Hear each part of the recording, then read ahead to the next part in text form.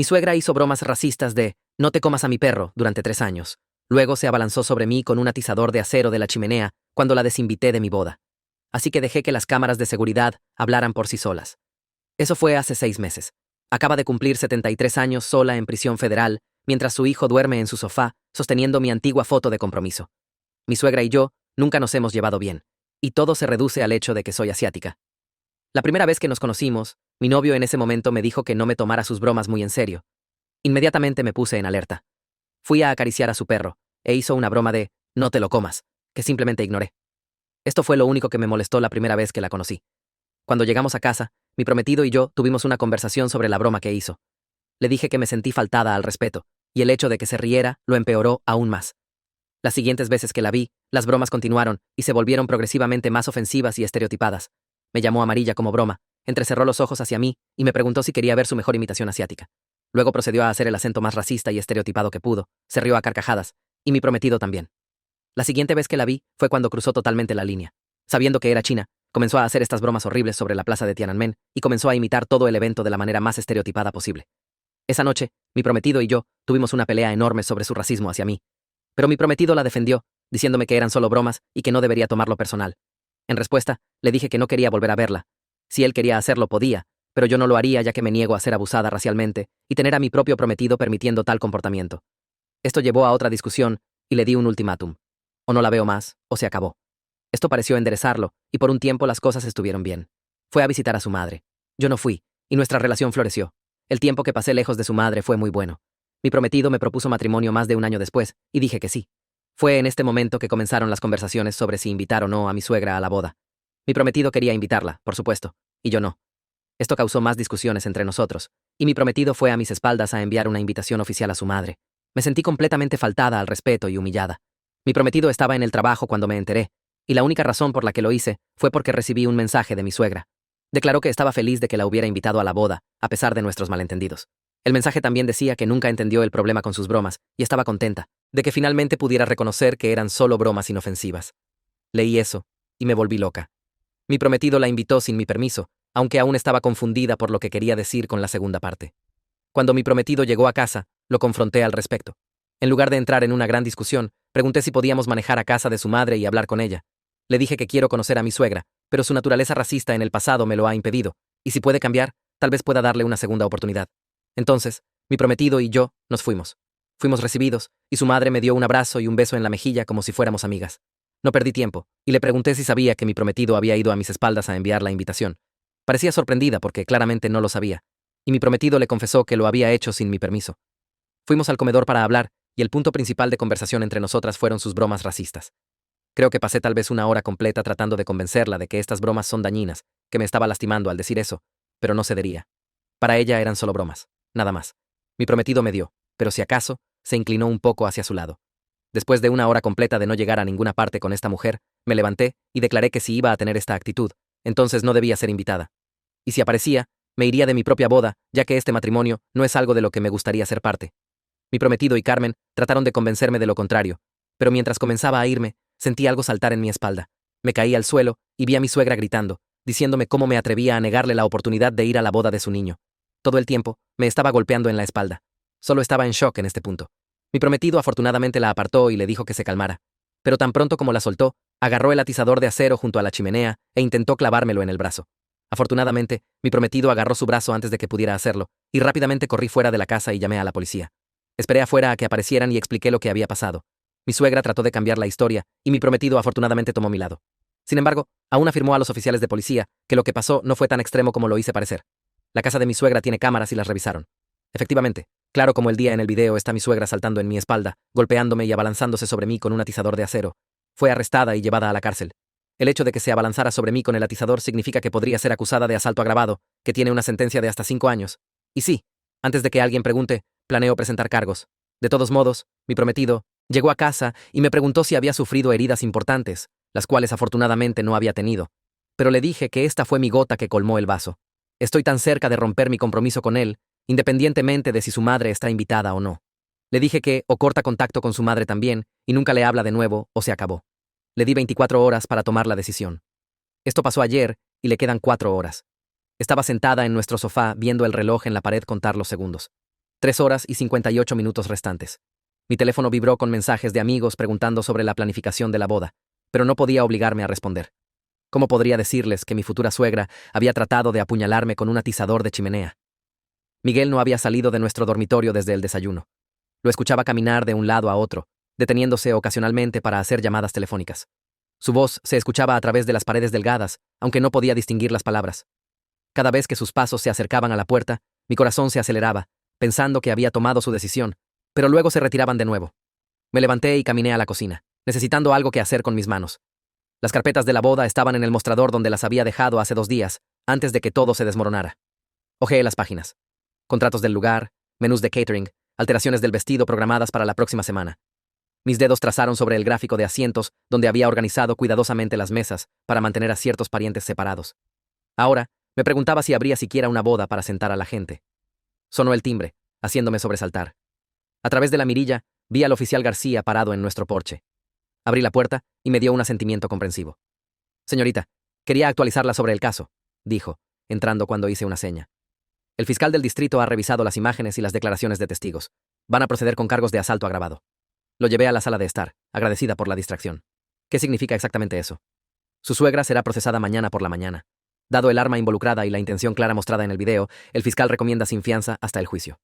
Sacó un pequeño cuaderno. Necesitaré que venga a la estación mañana para dar una declaración formal.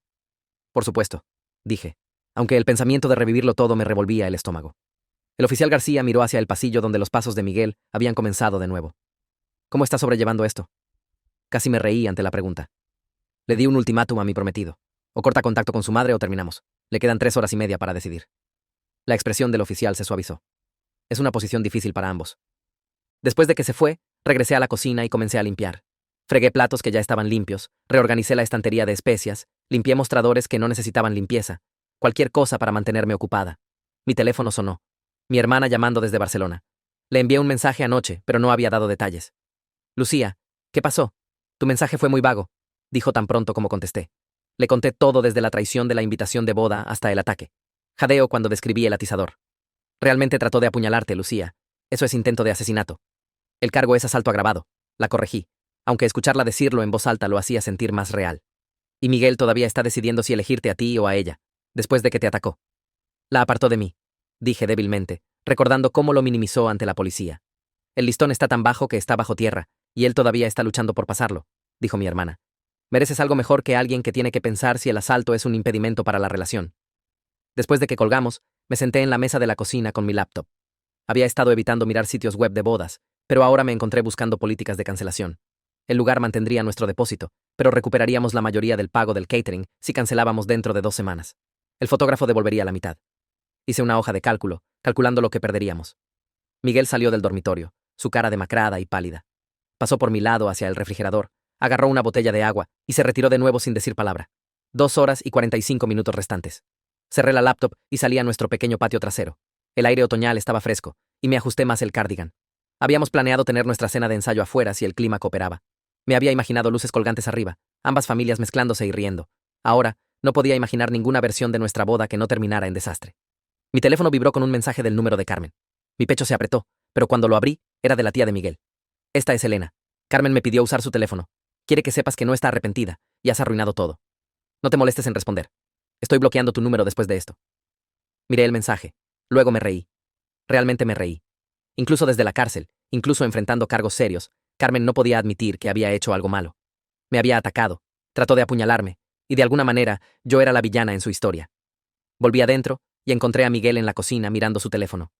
Sus ojos estaban enrojecidos. Mi tía acaba de llamar, dijo. Mamá está en la cárcel, está enfrentando tiempo real de prisión. Lo sé, el oficial García vino antes. Me miró como si me estuviera viendo por primera vez. ¿Realmente vas a seguir adelante con presentar cargos? Me atacó Miguel. Está en video. ¿Pero prisión? Eso parece extremo por un momento de ira. Sentí que mis manos comenzaron a temblar. Un momento de ira. Trató de apuñalarme con un atizador de chimenea. Si no hubieras agarrado su brazo... Lo sé, lo sé.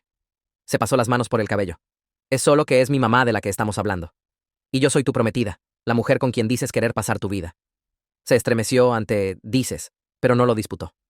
Nos quedamos ahí en silencio, la cocina sintiéndose de repente demasiado pequeña. Necesito aire, dijo finalmente. Voy a dar una vuelta. Te quedan 2 horas, le recordé. Sé qué hora es, respondió bruscamente. Luego inmediatamente se veía culpable. Lo siento, solo necesito pensar. Después de que se fue, llamé a mi mejor amiga Sofía. Llegó en 20 minutos, armada con té y pañuelos. No puedo creer que esto esté pasando, dije, acurrucada en el sofá, mientras ella hacía té en mi cocina. Hace 2 días, estaba preocupada por los centros de mesa. Sofía trajo 2 tazas humeantes y se sentó a mi lado. Dime qué necesitas. ¿Debería comenzar a llamar a proveedores? ¿Redactar una declaración para los invitados?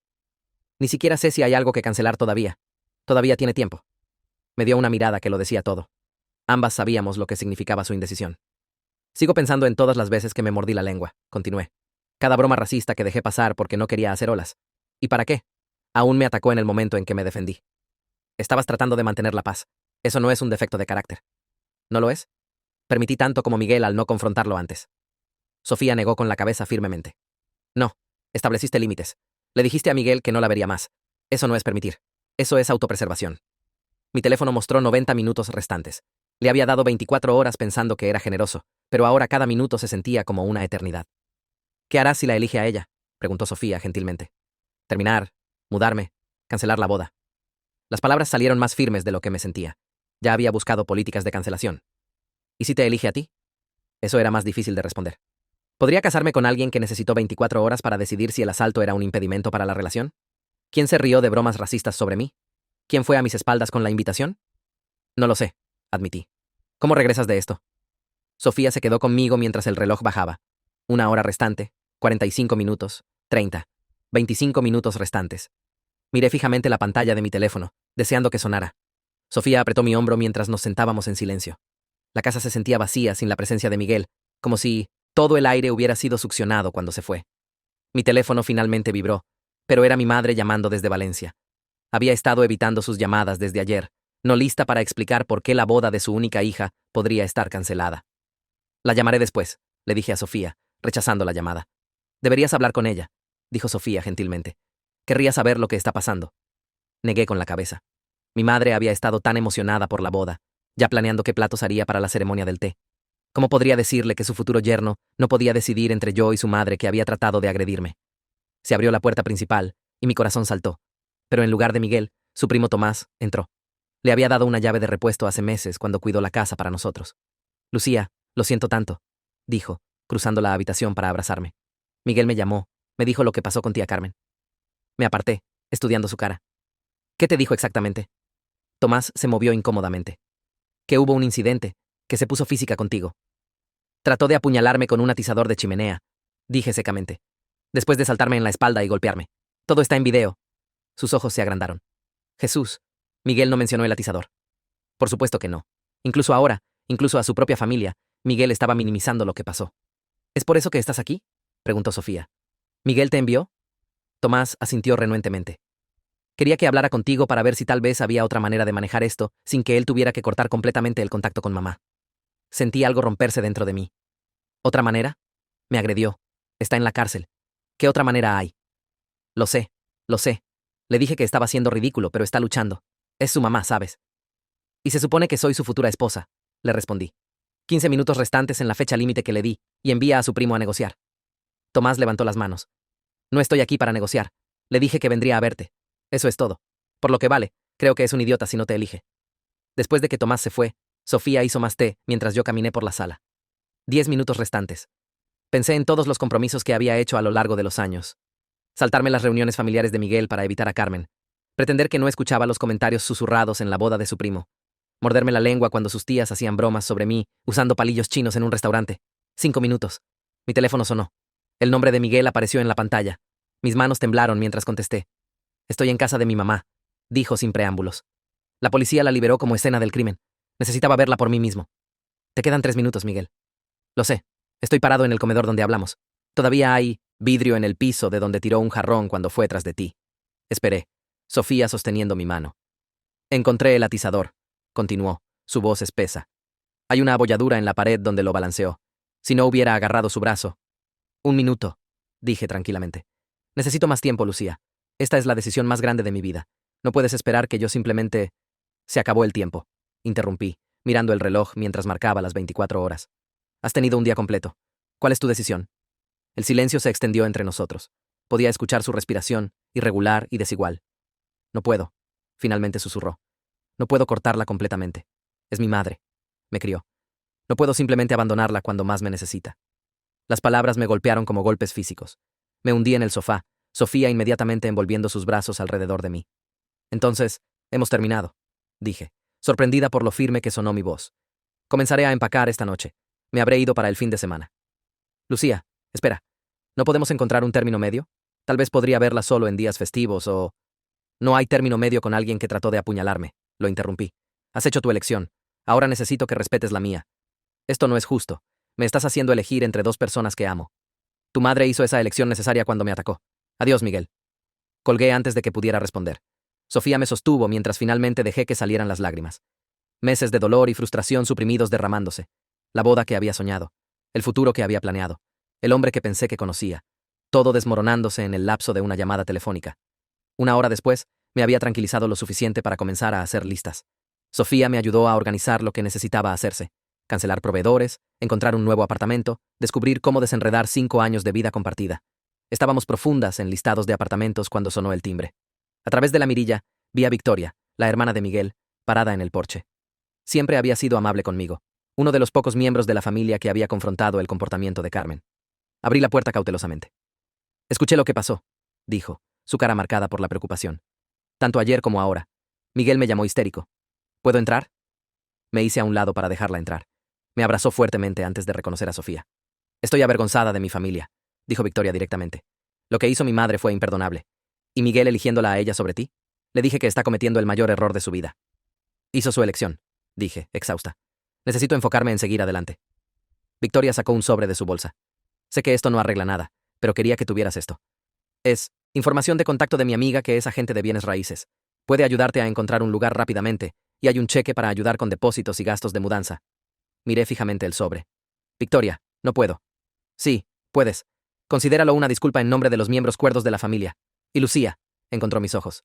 Testificaré a tu favor si esto va a juicio. Lo que hizo mi madre fue asalto. Claro y simple. Después de que Victoria se fue, Sofía me ayudó a comenzar a empacar. Comenzamos con las cosas fáciles. Ropa, libros, artículos personales que eran claramente míos. Las cosas compartidas serían más difíciles. Los muebles que habíamos elegido juntos. Los aparatos de cocina que habíamos recibido como regalos de compromiso. Las fotos que cubrían nuestras paredes. Estaba envolviendo marcos de fotos cuando mi teléfono vibró con un mensaje de un número desconocido. Cuando lo abrí, mi sangre se heló. Crees que has ganado, pero esto no ha terminado. Mi hijo recapacitará una vez que te hayas ido. Y si procedes con estos cargos, te arrepentirás. Tengo amigos en todas partes. Sé. ¿Eso es de Carmen?, preguntó Sofía, leyendo por encima de mi hombro. ¿Cómo está enviando mensajes desde la cárcel? Inmediatamente llamé al oficial García, reenviándole el mensaje. Confirmó que lo investigarían, recordándome documentar cualquier contacto de Carmen o sus asociados. Esto cuenta como intimidación de testigos, dijo. Se agregará a sus cargos. Mientras caía la noche, Miguel regresó a casa. Escuché su llave en la cerradura y me preparé. Nos encontró en el dormitorio rodeadas de cajas medio empacadas. ¿Realmente estás haciendo esto?, dijo, su voz hueca. Hiciste tu elección. Estoy haciendo la mía. Me observó doblar ropa por un momento antes de hablar de nuevo. Fui a ver al abogado de mamá. Dice que si retiras los cargos podrían liberarla bajo fianza. Me di vuelta para enfrentarlo. ¿En serio me estás pidiendo que retire los cargos contra alguien que me agredió? No estoy pidiendo. Solo te estoy diciendo lo que dijo. Pero sus ojos decían otra cosa. Esperaba que cediera como siempre lo había hecho. Los cargos se mantienen, dije firmemente. Tu madre necesita enfrentar las consecuencias de sus acciones. Podría ir a prisión por años, Lucía. Años. Por un momento de perder el control. Sofía se adelantó. Creo que deberías irte. Lucía necesita espacio para empacar. Miguel la ignoró, enfocándose en mí. ¿Qué pasa con todo lo que construimos juntos? 5 años, Lucía. Estás tirando 5 años. No soy yo la que los tiró, respondí. Lo hiciste tú cuando pusiste a tu madre sobre mi seguridad. Se fue entonces, cerrando la puerta de un portazo detrás de él. Sofía y yo continuamos empacando en silencio, el peso de la noche asentándose sobre nosotras. Para la medianoche, habíamos llenado una docena de cajas y varias maletas. Sofía insistió en quedarse la noche, durmiendo en el sofá en caso de que Miguel tratara de regresar. Me acosté en la cama, mirando al techo cuando mi teléfono se iluminó con otro número desconocido. Esta vez, era un mensaje de voz. La voz de Elena llenó la oscuridad. Has destruido nuestra familia. Carmen está sentada en una celda de la cárcel por tus mentiras. Miguel tiene el corazón roto. Espero que estés satisfecha. No pienses que puedes simplemente alejarte de esto. Sabemos dónde trabajas. Sabemos dónde viven tus padres. Esto no ha terminado. Guardé el mensaje y le envié un mensaje al oficial García de nuevo.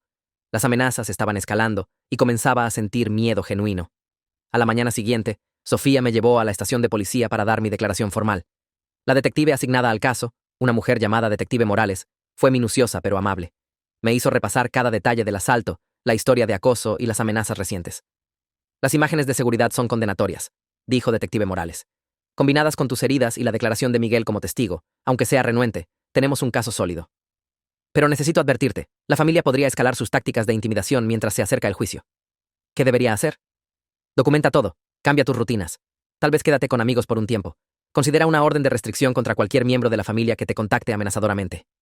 Salí de la estación sintiéndome agotada. Sofía me llevó al trabajo donde tendría que enfrentar preguntas sobre mis muñecas vendadas y la boda que ya no iba a suceder. Mi gerente Ana me miró una vez y me llevó a su oficina. Tómate la semana, dijo después de que le di una versión abreviada de los eventos. Úsala para establecerte. Y Lucía, si alguno de su familia aparece aquí, seguridad se encargará. Pasé el resto de la semana buscando apartamentos con la amiga inmobiliaria de Victoria. Me mostró lugares en diferentes vecindarios lejos de la casa que había compartido con Miguel. Para el viernes, había firmado un contrato de arrendamiento en un pequeño apartamento de una habitación al otro lado de la ciudad. Era solo mío, un nuevo comienzo. El día de la mudanza llegó gris y con llovizna. Sofía reclutó a varios amigos para ayudar y formamos una línea eficiente de empaque. Miguel se hizo escaso, dejando una nota diciendo que estaría en casa de su hermano el fin de semana. Incluso ahora, estaba evitando las consecuencias de su elección. Mientras cargábamos las últimas cajas en el camión de mudanza, un carro se detuvo. Mi estómago se hundió cuando reconocí al tío de Miguel, Teodoro. Siempre había sido el mayor facilitador de Carmen, riéndose más fuerte de sus bromas racistas. ¿Estás orgullosa de ti misma?, gritó, sin molestarse en salir de su carro. Enviando a una anciana a prisión, rompiendo una familia. Sigue manejando. Teodoro, dijo Sofía firmemente. O te agregaremos a la lista de órdenes de restricción. Escupió en el suelo antes de irse rápidamente. Traté de no dejar que me afectara, pero mis manos temblaron mientras cerraba la casa por última vez. 5 años de mi vida, reducidos a un camión lleno de cajas y un juego de llaves dejadas en el mostrador. Mi nuevo apartamento era más pequeño, pero lleno de luz. Los amigos me ayudaron a desempacar, convirtiendo el espacio vacío en algo que parecía un hogar. Sofía colgó cuadros mientras otros armaron muebles. Para la noche, se veía habitado, aunque escaso. Por los nuevos comienzos, brindó Sofía con vino barato y tazas desiguales. Esa noche, sola en mi nuevo espacio, finalmente llamé a mi madre. Escuchó en silencio horrorizado mientras le conté todo. Cuando terminé, estaba llorando. ¿Por qué no me lo dijiste antes? Habría volado inmediatamente. Necesitaba manejar esto yo misma, mamá, para demostrar que podía enfrentarlos. Enfrentarse al racismo no es algo que deberías tener que demostrar, hija. Es algo que nunca debería haber pasado. Hablamos por horas, su voz un consuelo a través de las millas. Se ofreció a venir a visitarme para ayudarme a instalarme, pero le pedí que esperara. Necesitaba encontrar mi equilibrio primero. Las siguientes semanas pasaron en un borrón de reuniones legales y cancelaciones de boda. Cada proveedor que llamé fue comprensivo, aunque los depósitos perdidos dolían. El vestido colgando en mi armario era la parte más difícil. Había amado ese vestido. Me había sentido hermosa en él. Ahora era solo tela costosa sosteniendo sueños rotos. Detective Morales llamó con actualizaciones. Carmen había conseguido fianza después de todo. Su familia juntó recursos para pagarla. Estaba bajo arresto domiciliario. Se le prohibía contactarme directa o indirectamente. El juicio estaba programado para dentro de 3 meses. Su abogado está presionando por un acuerdo de culpabilidad, me informó la detective. Reducir los cargos a cambio de manejo de la ira y servicio comunitario. El fiscal quiere saber tus pensamientos. Lo consideré. Parte de mí quería terminar con todo esto para seguir adelante, pero una parte más grande recordaba el atizador dirigiéndose hacia mi brazo, el odio en sus ojos. Sin acuerdo, dije. Necesita enfrentar las consecuencias completas. Mientras tanto, Miguel trató de contactarme repetidamente. Mensajes, llamadas, correos electrónicos, incluso una carta enviada a mi oficina. Todas variaciones del mismo tema. Había cometido un error. ¿Podíamos hablar? Tal vez podríamos resolver algo. No respondía a ninguno de ellos. ¿Qué había que decir? Me había mostrado quién era cuando más importaba. Un mes después de mudarme, estaba haciendo compras cuando me topé con la esposa del primo de Miguel, Claudia. Siempre había sido neutral en las dinámicas familiares, ni apoyando ni condenando el comportamiento de Carmen. Se veía incómoda al verme. Lucía, ¿cómo te está yendo? Me las arreglo, dije cuidadosamente, maniobrando mi carrito para irme. Espera. Miró nerviosamente alrededor. Quería advertirte. Carmen ha estado hablando. Te culpa por todo. El arresto, la depresión de Miguel, que la familia tome bandos. Ha convencido a algunos de ellos de que exageraste lo que pasó. Hay evidencia en video, le recordé. Lo sé, pero sabes cómo puede torcer las cosas. Solo ten cuidado. Algunos de la familia están realmente enojados. Le agradecí la advertencia y terminé de comprar rápidamente, mirando por encima del hombro todo el tiempo. La sensación de ser observada me siguió a casa, aunque no vi a nadie sospechoso. Esa noche, soñé con el ataque de nuevo, pero esta vez, Miguel no atrapó el brazo de Carmen. Desperté jadeando, dolor fantasma en mi brazo donde el atizador nunca aterrizó. Estas pesadillas se habían convertido en visitantes frecuentes, huéspedes no invitados en mi nueva vida. El trabajo se convirtió en mi refugio. Me sumergí en proyectos, quedándome tarde para evitar el apartamento vacío. Mis colegas fueron solidarios sin ser intrusivos, aunque capté miradas preocupadas cuando pensaron que no estaba mirando. Una noche, trabajando tarde de nuevo, escuché pasos en la oficina vacía. Mi corazón se aceleró hasta que Ana apareció, cargando bolsas de comida para llevar. Pensé que podrías tener hambre, dijo, poniendo comida en mi escritorio. Y antes de que protestes, esta es una prerrogativa del jefe. No puedo tener a mi mejor analista desapareciendo. Comimos en silencio amigable antes de que hablara de nuevo. ¿Sabes? Cuando me divorcié de mi ex, yo también me enterré en el trabajo. No hizo que el dolor se fuera, solo retrasó lidiar con él. Estoy lidiando, dije defensivamente. ¿Lo estás? Porque desde donde estoy sentada te estás escondiendo. Tenía razón, por supuesto, pero esconderse se sentía más seguro que confrontar los restos de mi vida. En el trabajo, era competente, valorada. Afuera, era la mujer que había enviado a su suegra a la cárcel y roto una familia. 2 meses después del ataque, recibí aviso de que la fecha del juicio de Carmen había sido adelantada. La fiscalía estaba confiada, pero me advirtió que testificar sería difícil. Tendría que enfrentarla de nuevo, relatar el ataque en detalle, soportar el contrainterrogatorio. Su abogado tratará de pintarte como hipersensible, explicó el fiscal. Mencionarán las bromas, tratarán de establecer un patrón de que te ofendes donde no se pretendía ninguna ofensa. ¿Cómo es una broma tratar de apuñalar a alguien? Pregunté frustrada. No lo es, pero argumentarán que fue provocada, que amenazaste con mantenerla alejada de la boda de su hijo. Tratarán de generar simpatía. Pasé horas preparando mi testimonio, practicando mantenerme calmada bajo interrogatorio hostil. Sofía y Victoria vinieron a sesiones de Mima Bucentosano, preparación, ofreciendo apoyo y retroalimentación. Incluso Tomás apareció una vez, disculpándose de nuevo por el comportamiento de Miguel. Sabe que la regó, me dijo Tomás después de una sesión. Ha estado miserable desde que te fuiste. Bien, dije, hablando en serio. Tal vez tome mejores decisiones la próxima vez. La semana antes del juicio, la intimidación se intensificó. Flores muertas dejadas en mi carro. Reservaciones de restaurante canceladas sin mi conocimiento. Una mañana, encontré una impresión de la dirección de mis padres pegada en la puerta de mi apartamento con «Sabemos dónde viven», garabateado. Presenté reporte tras reporte policial, pero sin evidencia concreta que vinculara el acoso a la familia de Carmen, había poco que pudieran hacer. Instalé cerraduras extra, un sistema de seguridad, y comencé a variar mis rutas al trabajo. Entonces, 3 días antes del juicio, todo cambió. Estaba revisando mi testimonio una última vez cuando sonó mi teléfono. El nombre de Detective Morales apareció en pantalla. Lucía, necesito informarte de un desarrollo. Carmen tuvo un ataque cardíaco esta mañana. Está en cuidados intensivos. Me hundí en mi sofá procesando esto. ¿Estará bien? Desconocido en este momento, pero su abogado ya está solicitando un aplazamiento del juicio, citando emergencia médica. El juez probablemente lo concederá. Después de colgar, me senté en silencio aturdido. Parte de mí se sintió culpable por el alivio que me invadió. Alivio de que no tendría que enfrentarla en corte todavía. Otra parte se preguntaba si esto era real o otra manipulación. Mi teléfono inmediatamente comenzó a vibrar con mensajes de la familia de Miguel. Los mensajes iban desde acusaciones de que el estrés que había causado había desencadenado el ataque cardíaco hasta demandas de que retirara los cargos ahora que estaba hospitalizada. Miguel mismo llamó repetidamente. Finalmente contesté en el 5.º intento. Podría morir, dijo sin preámbulos, su voz áspera. Mi madre podría morir, y la última conversación real que tuvimos fue sobre ti presentando cargos. Lamento que esté enferma, dije cuidadosamente. Pero eso no cambia lo que pasó. ¿No puedes ver que esto es castigo suficiente? Está en la UCI, Lucía. Máquinas respirando por ella. Incluso si se recupera, nunca será la misma. Eso no es mi culpa, Miguel. ¿No lo es? Su voz se volvió amarga. El estrés de enfrentar prisión, de ser marcada como criminal, de perder a su hijo por tu ultimátum. ¿No crees que eso contribuyó? Le colgué. Mis manos temblaron mientras bloqueé su número. Luego sistemáticamente bloqueé a cada miembro de su familia que me había estado acosando. La salud de Carmen no era mi responsabilidad. Sus acciones habían llevado a estas consecuencias, pero la duda se infiltró durante las horas oscuras de la noche. ¿Había presionado demasiado fuerte? ¿Debería haber aceptado el acuerdo de culpabilidad? ¿Era realmente la villana en su narrativa familiar? Sofía me tranquilizó sobre estas dudas a la mañana siguiente. Te agredió en video. Todo lo que pasó después surge de sus elecciones, no las tuyas. Aún así, cuando Detective Morales llamó para confirmar el aplazamiento del juicio, me sentí extrañamente a la deriva. Me había estado preparando para esta confrontación, fortaleciéndome para ella. Ahora estaba en el limbo, esperando que Carmen se recuperara lo suficiente para enfrentar la justicia, si es que se recuperaba. Las siguientes semanas pasaron extrañamente. Sin el juicio acechando, traté de establecer nuevas rutinas, construir una vida que no estuviera definida por el trauma. Comencé terapia, finalmente lista para procesar todo lo que había pasado. Mi terapeuta, doctora Ramírez, se especializaba en víctimas de agresión y me ayudó a entender las emociones complejas que estaba navegando. La culpa es común, explicó durante una sesión. Incluso cuando eres incuestionablemente la víctima, Es natural sentirse responsable por las consecuencias que enfrenta tu agresor. Pero soy responsable, argumenté.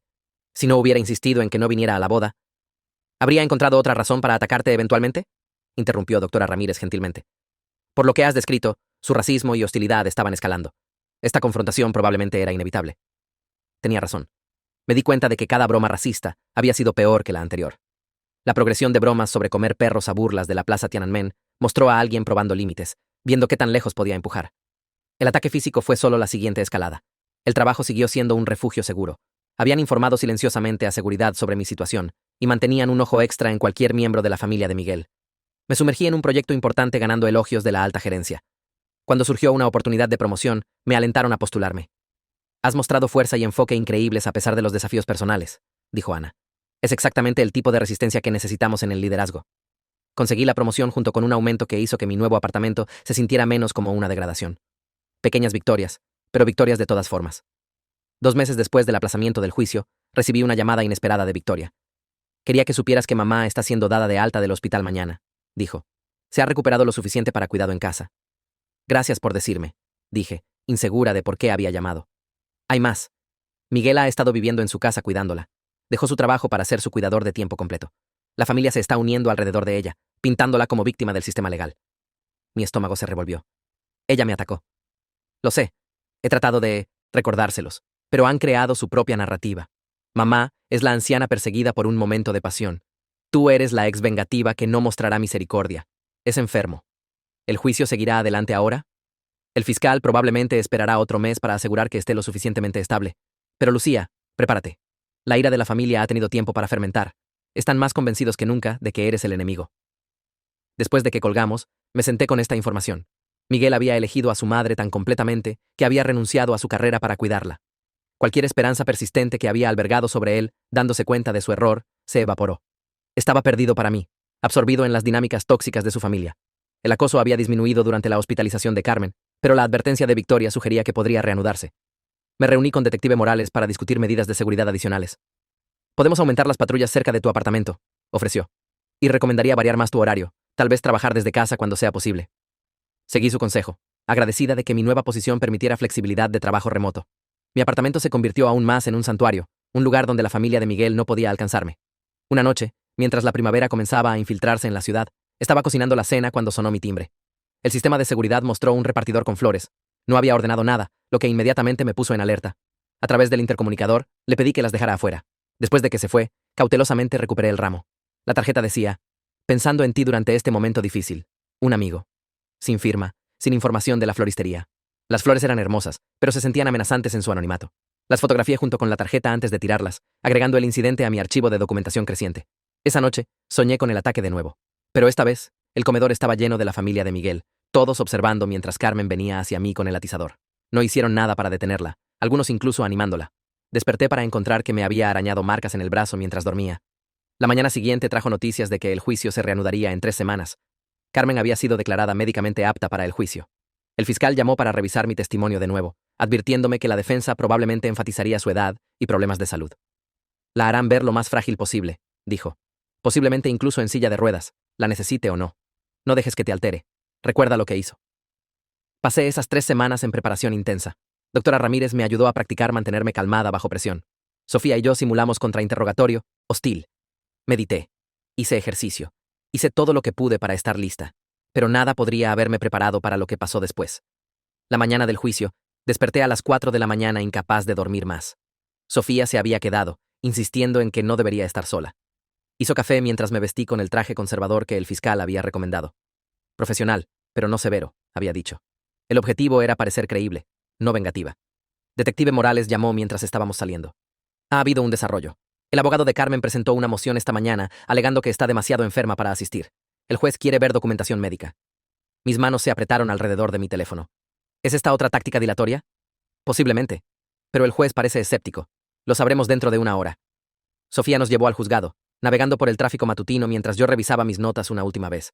El fiscal me había entrenado sobre mantenerme calmada, responder solo lo que se me preguntara, no ofrecer información voluntariamente, pero mi mente seguía volviendo a ese momento, cuando el atizador se dirigió hacia mí. Afuera del juzgado se había reunido una pequeña multitud. Reconocí a varios parientes de Miguel, incluyendo a Teodoro y Elena. Miraron fijamente mientras nos acercamos, y Elena se adelantó. Deberías estar avergonzada. Siseó lo suficientemente fuerte para que otros escucharan. Arrastrando a una mujer enferma por este circo. Sofía se posicionó entre nosotras, guiándome más allá de ellos. Adentro, el oficial García nos encontró en seguridad. El juez negó la moción, nos informó. El médico de Carmen admitió que está lo suficientemente bien para asistir. El juicio procede según lo programado. La sala del juzgado era más pequeña de lo que había imaginado. Tomé mi asiento detrás de la mesa del fiscal, Sofía a mi lado. Victoria asintió desde el otro lado del pasillo, fiel a su palabra sobre testificar. Tomás se sentó unas filas atrás, evitando contacto visual con los miembros de su familia que llenaron el lado de Carmen. Entonces la trajeron. Carmen entró en silla de ruedas, un tubo de oxígeno bajo su nariz, viéndose exactamente como la anciana frágil que su abogado quería retratar. Pero cuando nuestros ojos se encontraron, vi el mismo odio que había estado ahí cuando había agarrado el atizador. Estaba actuando un papel y lo hacía bien. Miguel siguió detrás, empujando su silla de ruedas. Se veía terrible, demacrado, sin afeitar, su traje colgando suelto en su estructura. La ayudó a la mesa de la defensa. Luego tomó un asiento directamente detrás de ella. Su presencia se sintió como otra traición, aunque no debería haber estado sorprendida.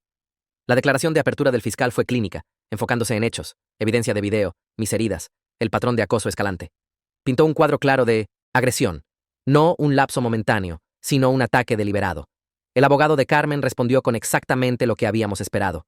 Una madre devota empujada a su punto de quiebre por una futura nuera vengativa que quería excluirla de la boda de su único hijo. Enfatizó su edad, sus problemas de salud, el estrés del conflicto familiar. Esto no fue agresión, argumentó. Esto fue el intento desesperado de una madre de mantener su relación con su hijo. El primer testigo fue el oficial García, quien relató su llegada a la escena. Lo que había observado, las imágenes de video. El fiscal reprodujo el video de seguridad y me forcé a mirar. Ahí estaba yo en pantalla tratando de irme. Ahí estaba Carmen saltando a mi espalda. La lucha. Miguel apartándola. Entonces el atizador claro como el día, dirigiéndose hacia mí. Varios jurados se estremeció. Uno se cubrió la boca. El abogado de Carmen trató de minimizar durante el contrainterrogatorio, sugiriendo que la calidad del video hacía que las cosas se vieran peor de lo que eran, que el atizador podría haber sido agarrado accidentalmente en el calor del momento. Pero el oficial García se mantuvo firme. El video era claro. La intención era obvia. Victoria testificó después, describiendo años de presenciar los comentarios racistas de su madre hacia mí. Estaba compuesta, pero emocional, claramente luchando con testificar contra su madre. Amo a mi mamá, dijo, su voz quebrándose. Pero lo que le hizo a Lucía estaba mal. Las bromas, los comentarios, y luego el ataque. Todo estaba mal. Durante el contrainterrogatorio, el abogado de Carmen la presionó sobre lealtad familiar, sugiriendo que estaba amargada por asuntos de herencia.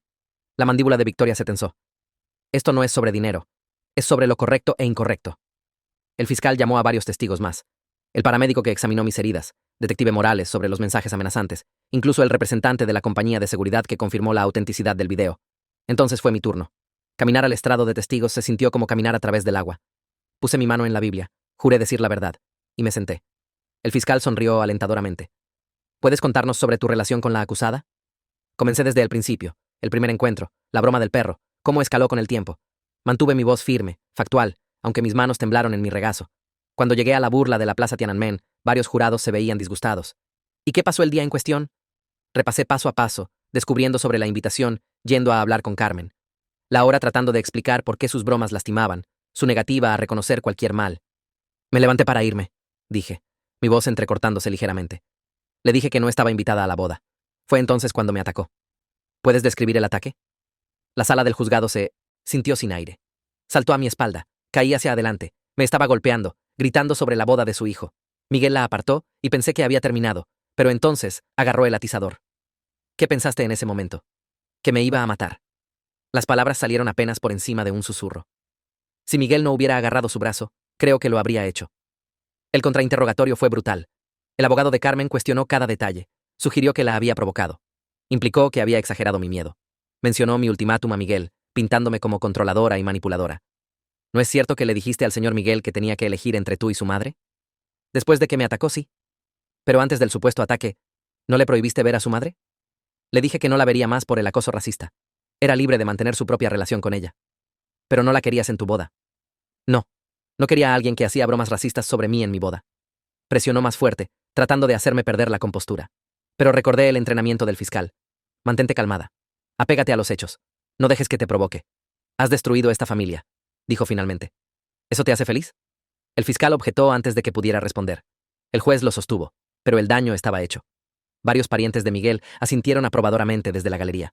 Miguel testificó para la defensa, y verlo tomar el estrado se sintió como otro golpe. Confirmó los hechos básicos, pero minimizó todo. Sí, su madre había hecho bromas, pero no estaban destinadas maliciosamente. Sí, había habido contacto físico, pero no fue tan violento como yo afirmaba. Sí, ella había agarrado el atizador, pero solo en un momento de confusión. ¿Crees que tu madre pretendía lastimar a la señorita Lucía?, preguntó el abogado de Carmen. Miguel vaciló, mirándome por primera vez. No, estaba molesta, pero nunca lastimaría a nadie realmente. El contrainterrogatorio del fiscal expuso las grietas en su historia.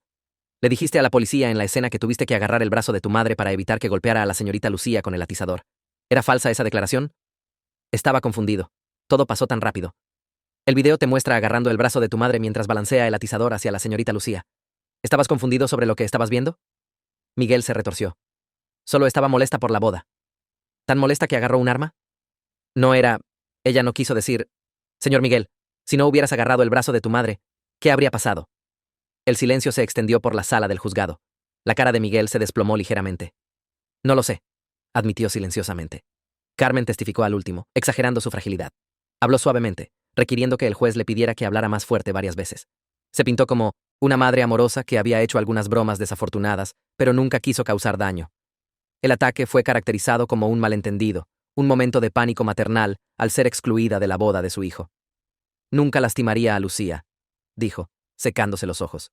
Solo quería ser parte del día especial de mi hijo. Pero durante el contrainterrogatorio, su máscara se resbaló. Cuando el fiscal presionó sobre las bromas racistas, la voz de Carmen se endureció. Eran solo bromas. Todo el mundo es tan sensible hoy en día. Entonces, ¿admites haber hecho estas bromas? Admito tener sentido del humor. El fiscal enumeró cada incidente. La broma del perro, el comentario sobre piel amarilla, la burla del acento, la representación de la Plaza Tiananmen. Con cada uno, la mandíbula de Carmen se tensó más.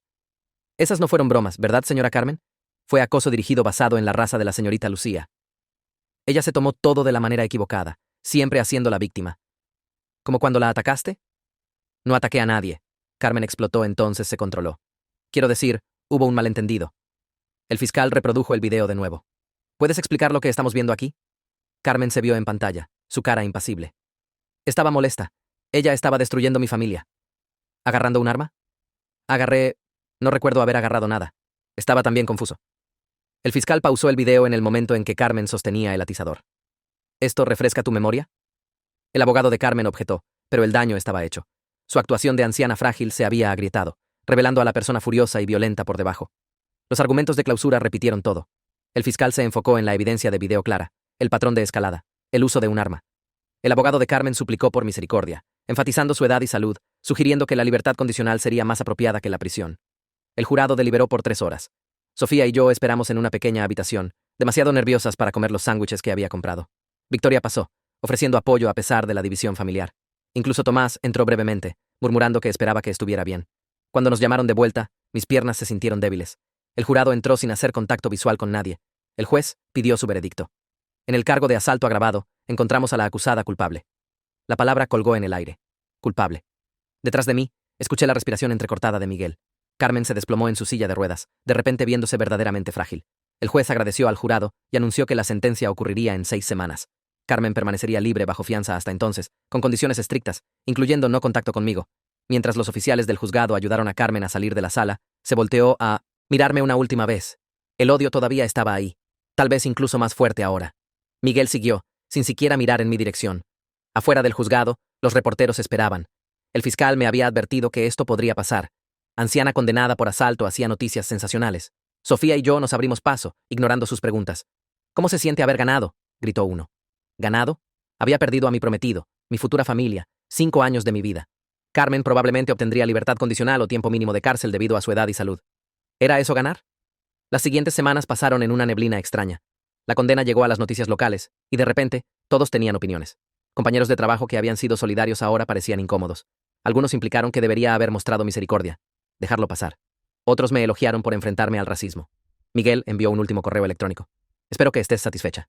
Has destruido a mi madre. Llora todos los días, aterrorizada de la prisión. Nunca te perdonaré por esto. No respondí. ¿Qué había que decir? La audiencia de sentencia llegó en un jueves lluvioso. La sala del juzgado estaba llena de nuevo. La familia de Miguel llenó un lado. El juez revisó el caso, la evidencia, el veredicto del jurado. Reconoció la edad y problemas de salud de Carmen, pero también la severidad del asalto. Señora Carmen, atacaste a alguien con un arma, dijo severamente. El hecho de que fueras detenida antes de causar herida seria no disminuye la seriedad de tus acciones.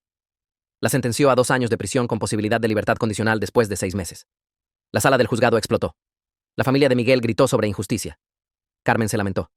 A través de todo, el juez mantuvo el orden, recordando a todos que las acciones tienen consecuencias. Mientras llevaban a Carmen esposada, Miguel finalmente me miró. Su cara estaba retorcida de dolor y rabia. «Esto es tu culpa», articuló. Salí del juzgado sintiéndome vacía. La justicia había sido servida técnicamente, pero nada de esto se sentía como victoria. 3 días después, estaba en el trabajo cuando Ana me llamó a su oficina. Mi estómago se hundió, preguntándome si la publicidad se había vuelto demasiado para la empresa. «Quería verificar contigo», dijo, gesticulando para que me sentara. «Esto ha sido una prueba. Estoy bien. El trabajo me ayuda a mantenerme enfocada». Me estudió. «También quería hacerte saber sobre una oportunidad. Nuestra oficina de Singapur necesita un analista senior. Es una asignación de 2 años, aumento significativo de salario. Pensé que podrías querer un nuevo comienzo». Singapur. Miles de millas de Miguel, su familia, todo esto.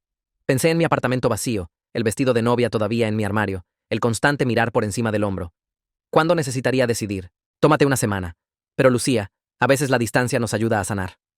Esa noche, llamé a mi madre y le conté sobre la oferta. Se quedó en silencio por un largo momento. «Huir no soluciona todo», dijo gentilmente. «Pero a veces nos da espacio para respirar». Pasé la semana considerándolo. Sofía prometió visitarme si me iba. Victoria envió un mensaje diciendo que entendería si necesitaba irme. Incluso doctora Ramírez pensó que podría ser beneficioso. La mañana que acepté la posición, sentí algo cambiar. No exactamente alivio, no exactamente emoción, pero algo parecido a la posibilidad. Mi última sesión con doctora Ramírez se enfocó en lo que vendría después. «Has mostrado fuerza increíble», dijo. «Pero la sanación no es lineal. Habrá días difíciles adelante». «Lo sé, pero al menos serán mis días». 2 meses después, estaba en mi apartamento de Singapur, desempacando la última caja. El vestido de novia había sido donado. El anillo vendido. Solo había guardado lo que importaba. Fotos con amigos, regalos de mi familia, pedazos de quien era antes de Miguel. Mi teléfono vibró con un mensaje de Sofía. «¿Cómo está el nuevo lugar?» Miré alrededor del apartamento escaso pero soleado, al horizonte de la ciudad más allá de mi ventana, al nuevo comienzo que había tallado del dolor. «Es perfecto», escribí de vuelta, y por primera vez en meses lo decía en serio.